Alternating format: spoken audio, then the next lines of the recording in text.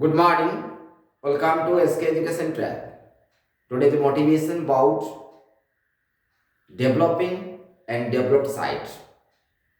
आज रही प्रेजेंटेशन रे आमे आपण मानक एक अभिप्रेरणा एवं अनुप्रेरणा विषय आलोचना करिबा। टॉपिक रही छी आंब गछ एवं टाकुआ। एही आंब गछटी देउथिबा फल अत्यंत सुस्वाद, विक्रय परे लक्षाधिक टंकार उपार्जन, प्रतिष्ठित आंब व्यवसाय भाव में आपण जनाशुना वर्ष को लक्ष लक्ष टंका इनकम करुछंती। कारण यही आंब गछरु आपण को मीठा रसाळ आंब प्राप्त हुए। यह आपण जानती आंब गछ रो टाकुआ अर्थात जो आंब आमे खाई सारिबा परे जो टाकुआ बा फिंगी दउछु, टाकुआ भितर जो कोइली अछि अर्थात एपरि सुंदर सुस्वाद गछ को तैयारी करिबा पई टाकुआ पाखरे शक्ति रहिछि, जाको आमे कहिछु आंब टाकुआ।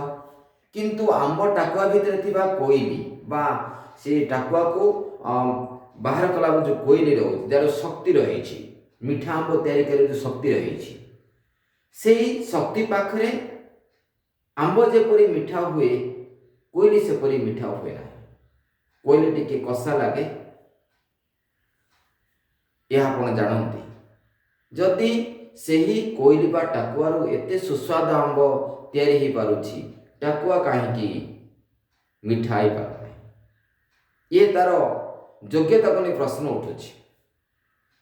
तेणु सेही कोइली पाखरे मीठा आंब देवार योग्यता रही, किंतु सीहे बा निजे मीठा आई पार ना। बुझिबा दरकार एक तत्वमूलक आलोचना जे जे मीठा आंब तैयारी करि पारुछि सी कषा हो जाइछि, टिके पिता पिता लागे। अर्थात सेही पिता एपरि भावरे पितार गुण को एपरि भावरे प्रयोग करिथाए जहा परवर्ती समय मीठा भावरे लक्षाधिक टंका इनकम करिबारे आपनको सहायता करे। तेणु एवरी डिफिकल्टी बोली आमे जहा को भाबुछु ता भीतर रहिछि अनेक प्रॉस्पेरिटी।